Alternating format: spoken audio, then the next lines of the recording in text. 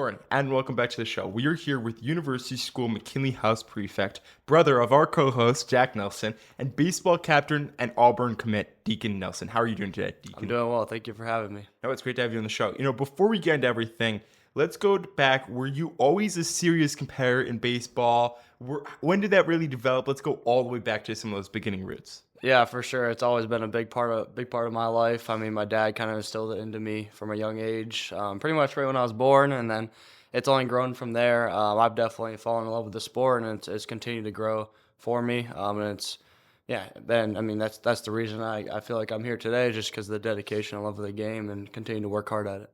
Can you walk us through your journey and decision to end up at US? What made it stand out? Obviously, I was there for that selection process, so I know there are some other options. What really made it stand out to you? A place that's not as maybe focused on athletics, but has that academic piece too. Yeah, definitely. I mean, I didn't even think that I'd be looking at private schools, to be honest. But when we kind of opened those options up, looked at a few different options, and U.S. really stood out to me. I say it all the time. Like when I took my shadow day, the connection between the students and the teachers is really special. I never really seen anything like that. How everyone really seemed to get along, and everything was smoothly run, and just how everything worked and the interactions that I was able to see during my shadow day, that really stood out to me. And it's a special place, and I saw it as an opportunity for me to make an impact.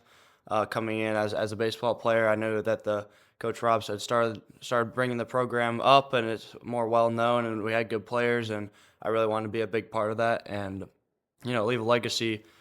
First off in the classrooms, and then also on the baseball field as well. So overall, it was a great fit for me, a great fit for you, obviously, as you came over at the same time, and then our younger brother Cade as well coming up. It all kind of worked out very well, and I was lucky enough, thanks to the Open Door family for funding the driver scholarship to receive that as well, which was a big part.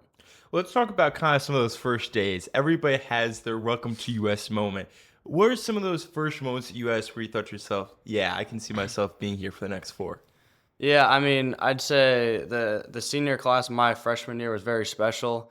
I mean, I played basketball freshman and sophomore year, but coming as a freshman, that was kind of that was obviously that comes in the winter, so before baseball. So I really got to know a lot of the basketball seniors pretty quickly, and then also the baseball seniors as well. But I mean, that senior class was so special in the student section, football games. I remember going to my first football game. Thought it was the coolest thing of all time. And so I think that was kind of the welcoming from that senior class, and kind of bringing me in and not making me feel like a freshman or a new student whatsoever. That was really special to me, and that's why I knew this place was special. Because I mean, you hear things from about other schools, how like you come in freshman year, you're not sure if you really like it, you don't feel too welcome, and I feel like everyone here feels welcome, at least from my own experience, and it's a great place. Can you tell that story? I remember on your shadow day, you came home. We were talking about how you were playing football in the mud with the baseball team on your shadow day. Can you tell that story? Yeah, so well, I mean, I probably got the best possible shadow day experience. I mean, I came in. I wish I could have been there for the full day. I think I had to leave halfway because we had basketball practice that day for the middle school. But yeah, I came in. It was Thanksgiving lunch. The lunch was amazing.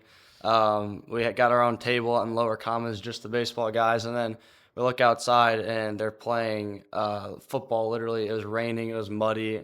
And you see guys are falling left and right, and they come in, and Miss TH just literally hands them a brand new pair of clothes to wear for the afternoon. And I was like, all right, that's just something you don't see. Like, they looked like they're having a blast, and then they get all muddy or whatever, and then just reset for the afternoon classes. So that was hilarious. And like that sense of brotherhood that we talk about, it is real, and that's really when I first saw that. Now, talk about coming to Virginia in your freshman year. What was that like? And obviously, I've never gone through that process. So, guide me through what that looked like, especially as a freshman. Yeah, definitely. I mean, looking back at it, looking at seeing freshmen now, it's like I don't even know how that was possible or I was doing that, but it was a pretty cool experience. It has definitely set me up well for the future. I was talking to a few schools, Virginia being one of them, and ended up coming early into freshman year. I think freshman fall to Virginia. It was just for me at the time. It was the perfect spot. It's a great school. Obviously, academics come first in my decision, or a big part of my decision. Virginia is a great school, great coaching staff, obviously great baseball program. So yeah, at that time, it was the best decision for me. A lot of people see that as the glamour of that decision, but I know there's pressure behind the scenes. So did that change how people treated you at school, and how have you been able to manage those expectations that comes with that? Yeah, I mean, it's definitely something that I've had to deal with for a while. Just always, always eyes on me, always target on my back. Just when I'm more when it comes to being on the baseball field. I mean, everyday life, you have people, make jokes about like whatever, say stuff about where I'm going, or especially that early on, it wasn't normal, so people would talk about it a little bit. But honestly, I mean, I think for me, I always try to stay the same no matter what the situation is, no matter what my situation is. So what you see day in and day out is how I always act. I'm not going to get too high or too low, and I think that's been a big part of dealing with some of the, the added on attention. I guess I wouldn't say pressure, just attention.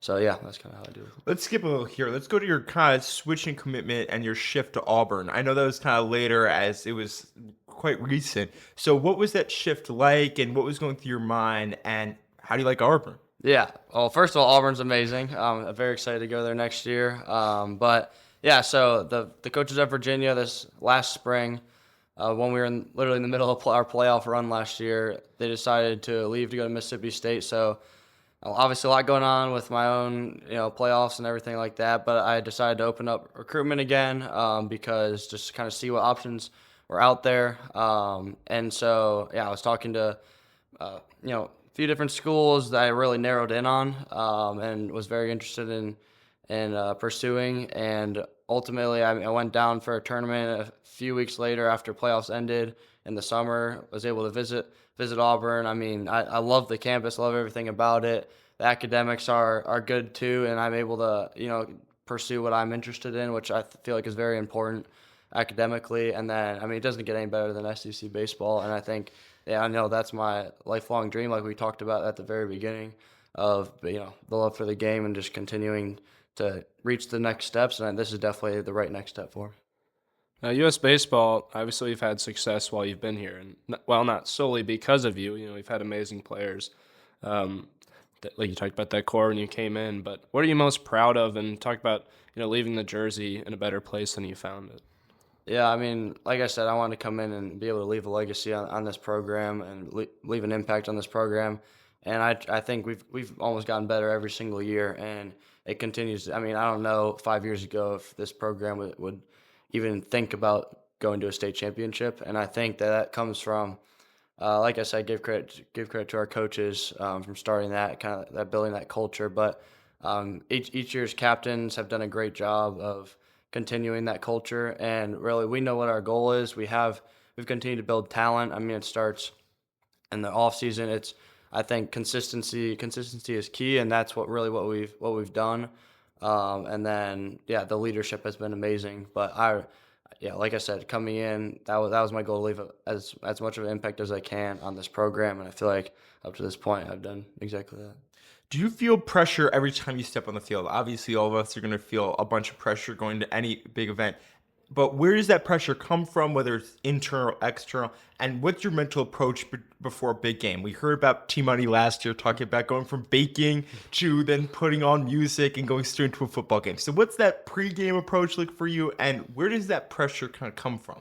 Yeah, honestly, I mean, for me, it's gotten to the point where it's always been this way. It's always been more like I always put more pressure on myself than anyone else ever will.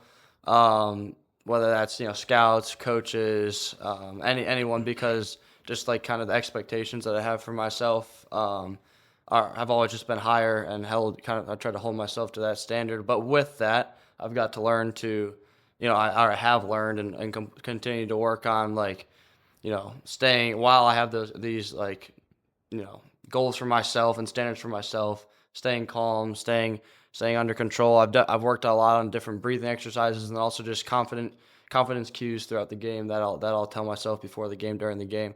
So that's helped a lot. Just like I say, never get too high, never get too low, and that's been kind of the name of the game for me.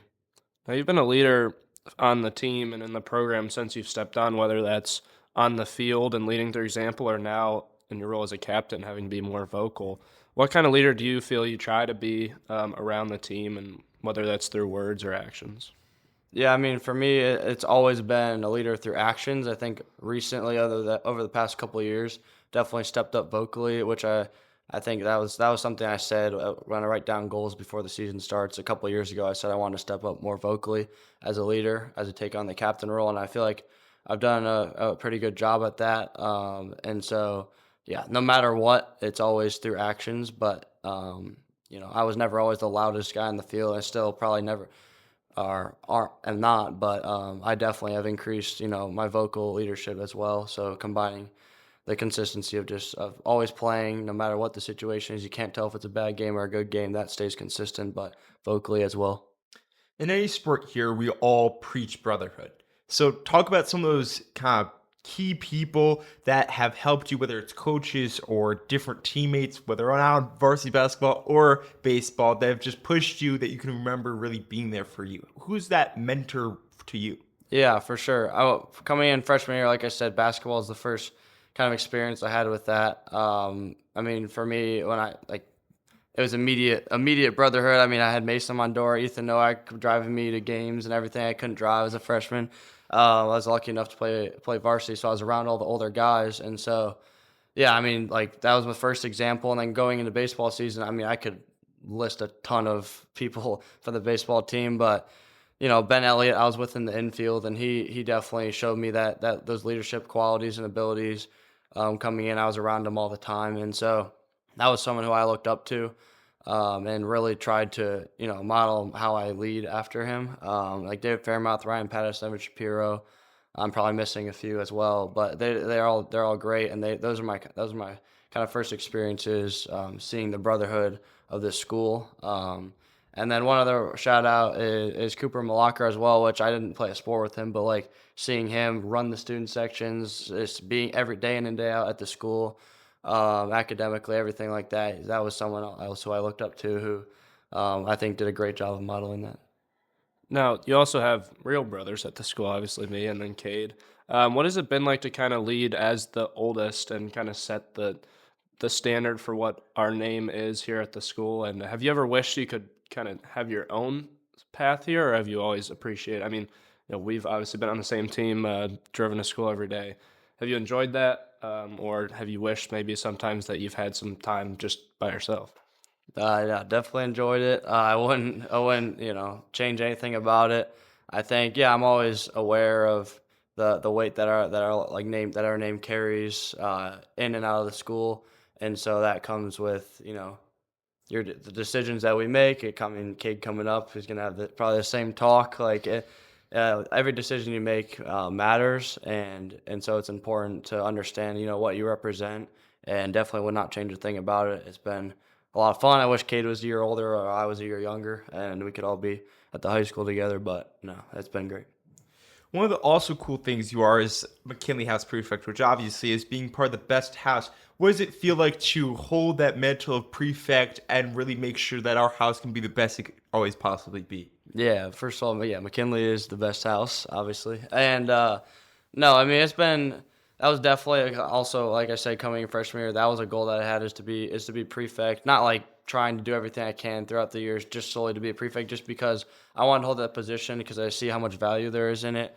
For me, like the incoming freshman class this year, I was able to get to know every single one of their names and get to know them personally before the school year even started. And that was really important for me.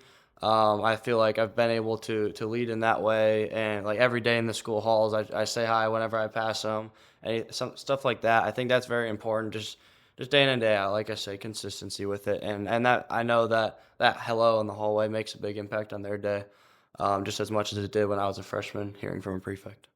I've talked a lot about how US is special because there's kids that may not have the same standards that you hold yourself to in athletics, but they do the same in academics. So have you been able to kind of, be around people that have the similar type of standards, but different in different areas, and be able to relate with them? Yeah, I think that's helped me out so much as a person, seeing all the different interests, and you come in and you're a freshman and you don't really know how to speak to them because they have completely different interests than you do.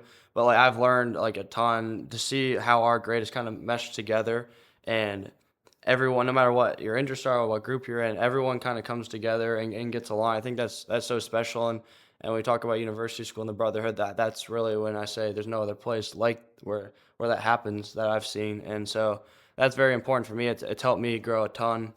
It's also expanded my own interests. Like I didn't know if I was going to do an independent project coming in, and I ended up doing a Sternod project that I became passionate about. Probably it'll help me with academically in college as I pursue that. So I think just hearing all the different sides to all the different academic interests, speech and debate, sports interest, drama, theater. It's been really cool to see and also meet so many different kinds of minds. Well, another thing that you're involved with is focus. So, what drew you to that, and what does faith mean to you personally here, especially as you lead focus throughout this year? Yeah, definitely. I started to focus immediately when I came in as a freshman, joined the club. I and Duke, Brennan, and Finn Hanna were the leaders my first 2 years, and then I was able to co-lead it with Mikey Malone, Alec Congdon, and then this year with Kingston and Tyler Robinson. And that's meant a ton to me. It's been kind of a foundational piece in my journey through here at US, and it means a ton for me to be able to lead it the past 2 years. Michael Scazenta and Mr. Richmond, they've just been huge mentors for me. I think it definitely grows. It helps me in my own faith.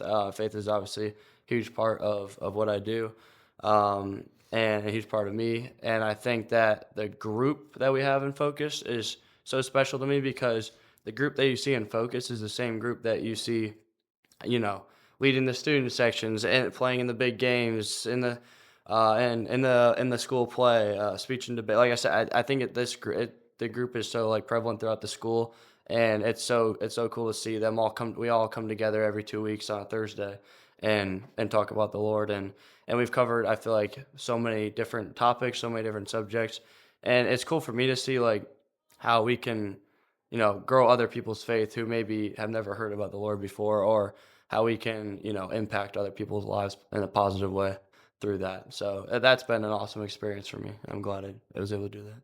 Now we've started this kind of cool tradition before baseball games where we'll run out to the fence and you'll stretch. I'll tie my shoes, but then we both say our prayers. I've never asked like, what do you say in your prayers? What are you thinking? Yeah. I mean, that's the thing we've done before every game. Just like I said, when he says dealing with the pressure, it's a little reset, but it's also just like connect with the Lord a little bit. Pray that help me just relax my body as I'm playing, go out there, have fun, and remind myself of why I'm doing it. It's for the team, and for the brothers. So yeah. Everybody experiences burnout at some point. Obviously, you do a bunch of activities, and that's the normal US student. You try to do as much as you can, get through it. But how do you kind of reset mentally and stay disciplined when you have so many sacrifices you have to make and so many things that probably aren't the hardest or the easiest thing you could do all the time? So how do you just make it through? And what's that support system really look like for you? Yeah, I mean, freshman year, I definitely did not want to go home and do honors math 3 homework at 11 p.m. But it's like I learned quickly how to use the support system. People will talk about it all the time. It's like, and I didn't really know how to handle all that. And so quickly being able to reach out to teachers, set up meetings, all of that. It's so much easier. Life is so much easier when you use the support system that we have here. The teachers, I mean, that was the biggest difference. The teachers here like truly care, and they will go out of their way to do whatever you need to be successful. So that was the biggest thing, is learning how to use my support system. Looking back, how do you think you've changed since freshman year? What would freshman Deacon think of you now? Would he be proud of you?